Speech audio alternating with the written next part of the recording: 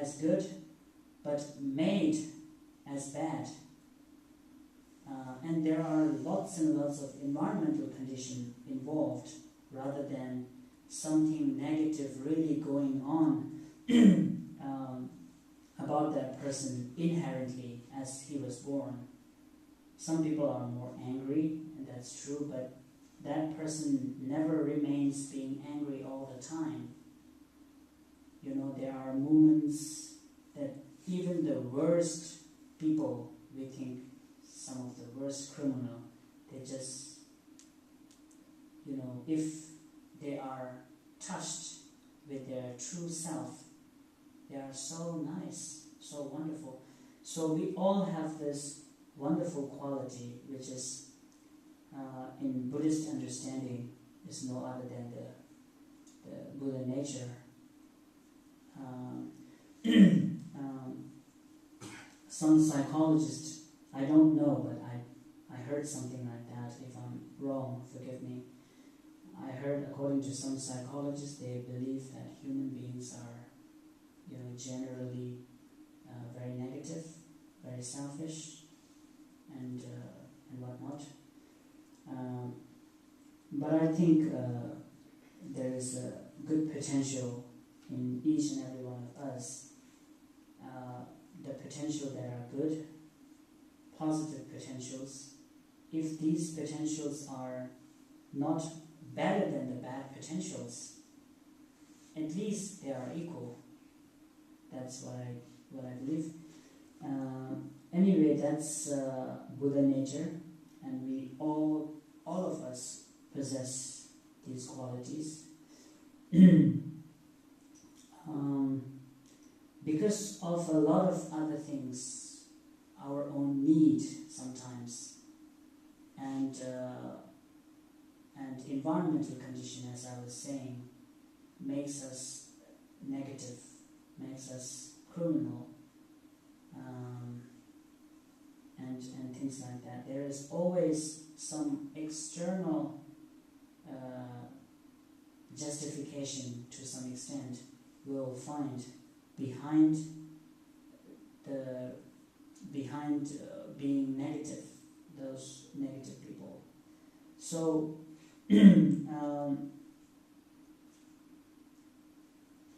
all we need to do is to, you know, make that positive potential surface.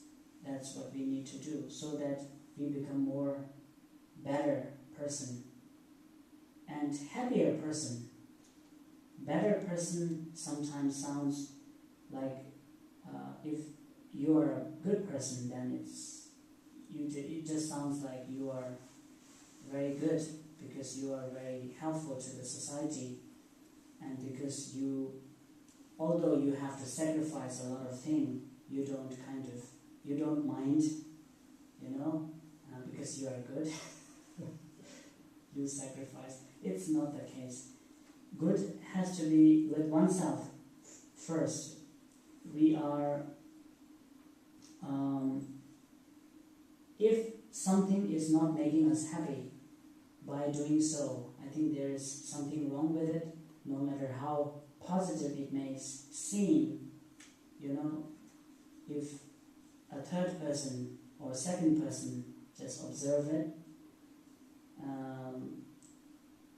you have to be happy as a result of doing good things, positive things. Otherwise, it doesn't make any sense, you know.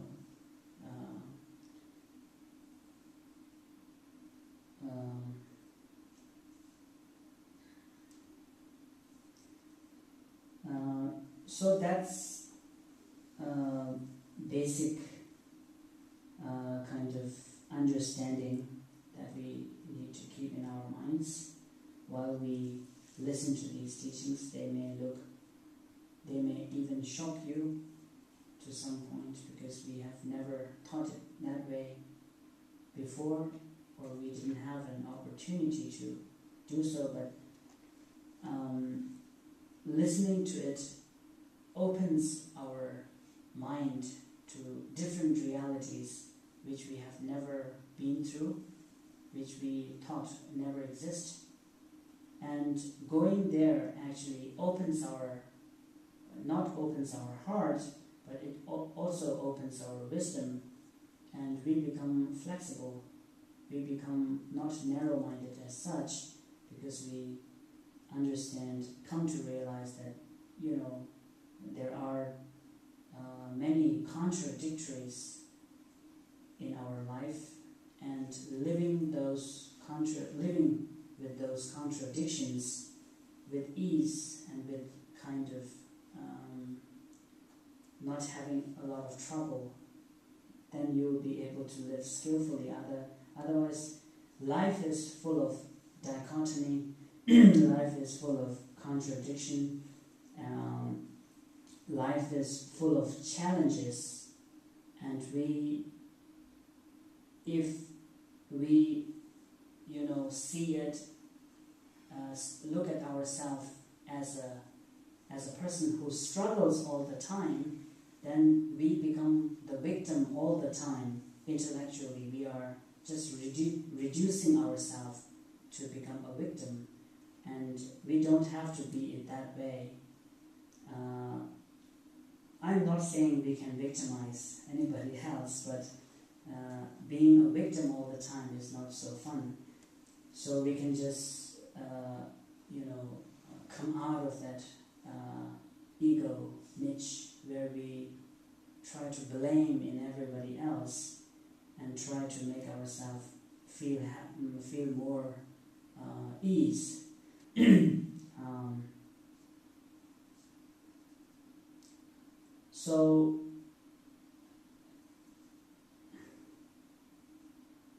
So that's the benefit of listening to these seemingly very shocking teachings, where you are taught to be compassionate, where you are taught to be patient, where you are taught to be nice. And it may sound as if they are telling you to let people victimize you, or let people take advantage of your good qualities, which is not totally the case.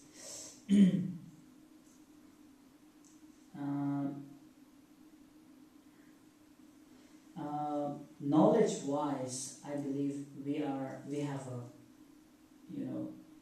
a lot of knowledge so far. Some of the knowledge we don't even need. We have abundant of knowledge, and then desire for the knowledge becomes so aggressive that we want to find out all the mysteries. We want to solve everything that is not understood. We want to know all the corners of all the fields of education. And we become kind of violent and intoxicated by the knowledge, and we feel, because we are a human being and not computer, we have this emotions, we have this thing called loneliness, thing called unhappiness. So I think with the knowledge, what we have gained so far is good enough. I'm not saying you shouldn't, but how you do it is what is concerned here. So you are taught to be compassionate, you are taught to be more patient, and these teachings actually helps us to become stronger emotionally, because no matter how much knowledge you gain, emotionally sometimes you become weaker as a result of it, and tiny little things can affect so bad in our life, and then we become more and more suspicious, more and more doubtful. We don't even seem to believe our own shadows.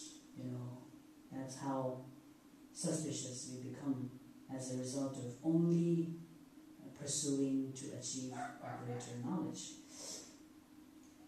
So these teachings actually open up to a different possibility where life doesn't have to be this pathetic, life doesn't have to be this lonely after all. Life is beautiful, and you are not saying it's beautiful, but you really mean it when you say it. So that's the kind of immediate benefit of listening to these teachings.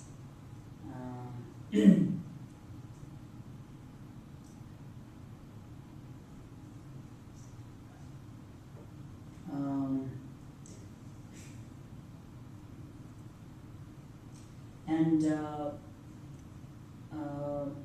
with ego and with the selfishness, we are closing all the possible doors to a different possibility that could happen in our life.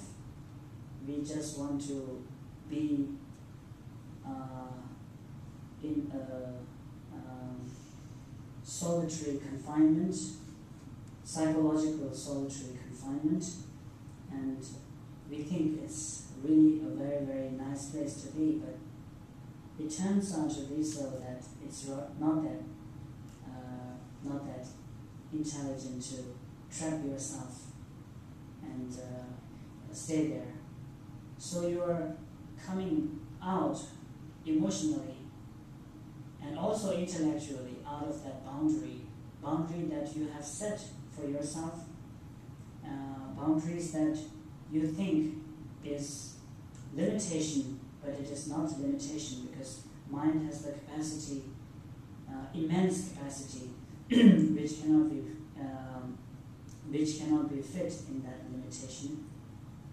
We have decided to live and control our own possibilities and our own capacities. So in a way, when we talk about being compassionate, we are actually connected to the world at large.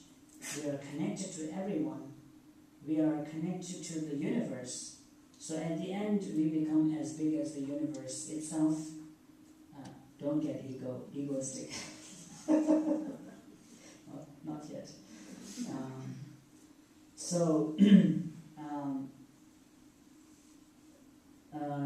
it tells us to free ourselves in a way, in many ways, because we think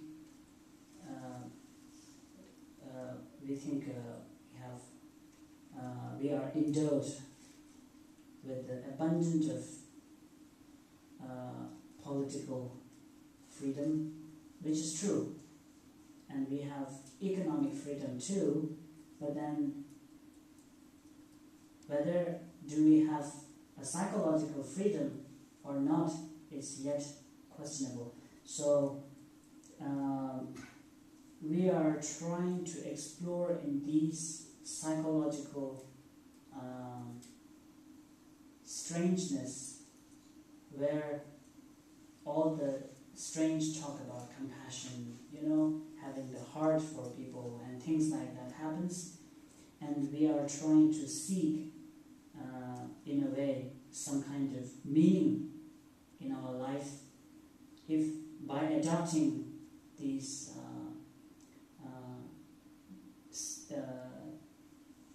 seemingly strange emotions, we are trying to explore into a different psychological realm. And by doing so, if we find it happier, if we are happier, what do we need more than that? Compassion, having a heart for people, whether that really helps people or not is questionable still. But whether it really helps you or not is the question really important to ask and to find out. And it did turn out to be so that the more openness we are